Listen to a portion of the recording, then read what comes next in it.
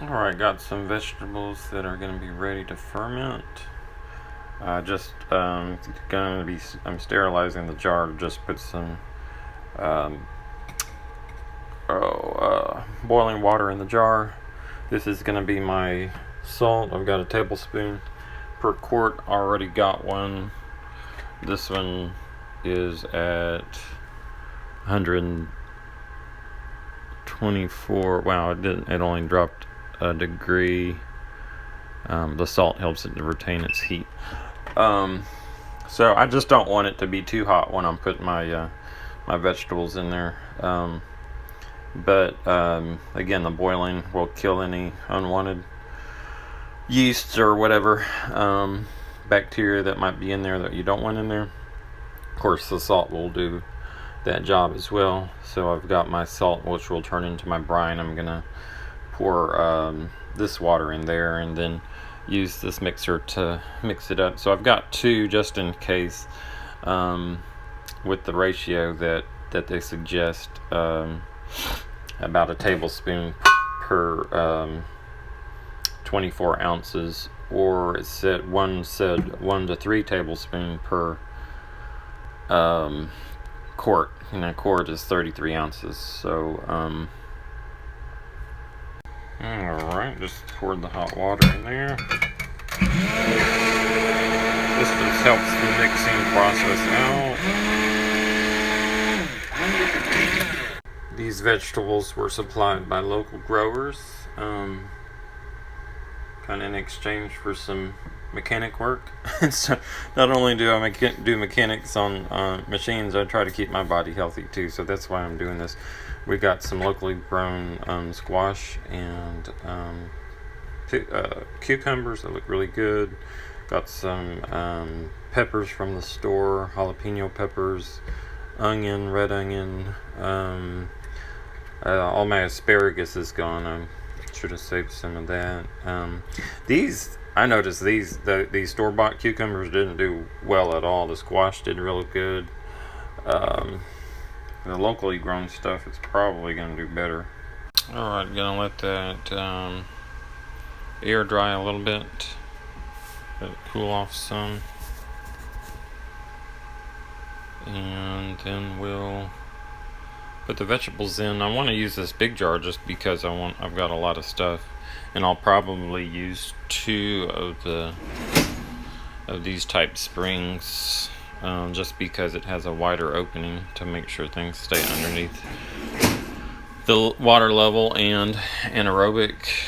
And then I got these lids. I've got a set coming in, but it hadn't come in yet, so I had to go to Walmart and buy these. You get 2 of these lids and 2 of these springs for $8. Not too bad. I already had my first batch of this was my first batch right here. I've already eaten one of last night I ate one of the jars of it was just a mixture of stuff, some onions, spices, and it was really good and very tasty. Alrighty, so we got our temperature right now on that one. That was the one I just did, 142, 123. I'm probably going to try to cool that down with some water, putting it in some cool water, because it's just taking a long time to cool down. I want it to be in around body temperature at least. Oh, by the way, the salt that I use for the brine, I'm using the Himalayan pink salt. I have it. People said you can use it.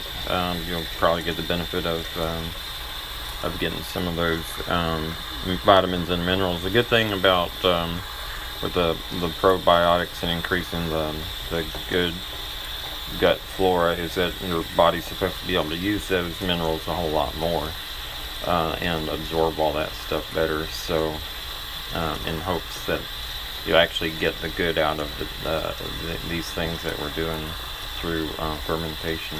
Again, I really, everything I ate was cooked, and everything that or pasteurized. So I'm just as I'm getting older, realizing the importance of having living food to be healthier. And and help with some of the inflammation and stuff like that that just starts happening as you get older. And so I've already noticed some benefit with the kefir and different things that I've done with that just recently. So we'll see how much we've already gotten a decrease to 100. See, as you can see, it's actually starting to go down pretty quick now. This was the one that was a little bit hotter. So should be ready in just a little bit to start figuring out how I want to arrange the vegetables in there. What I'm going to do first is I'm going to put the spices in. No specific I'm just gonna start pouring them in there. Let's see, I'm gonna put some turmeric in there. I just like turmeric.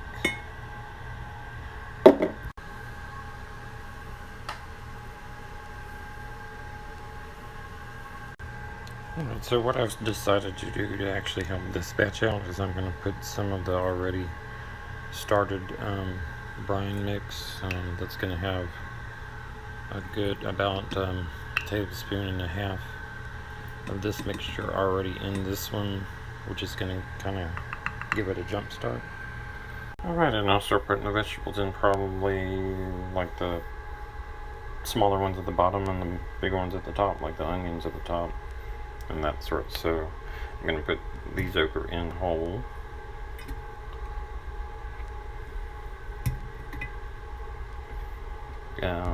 Some of the smaller pickles. I'm gonna put the cut up peppers in there.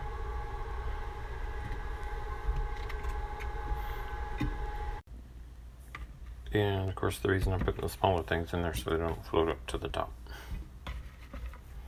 Like the broccolis and cauliflowers. And these cut up.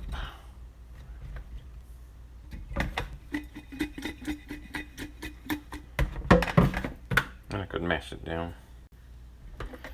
Oh, looks like I have enough to do two. So I'm gonna do 2 big jars.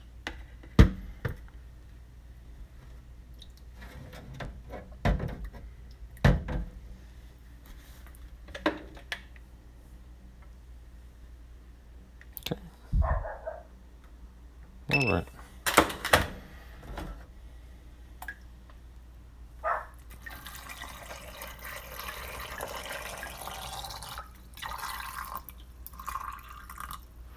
And that's about it.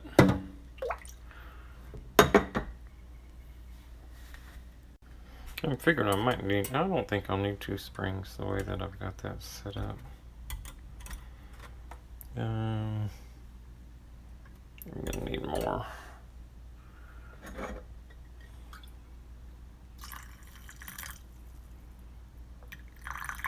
Okay. And then just put the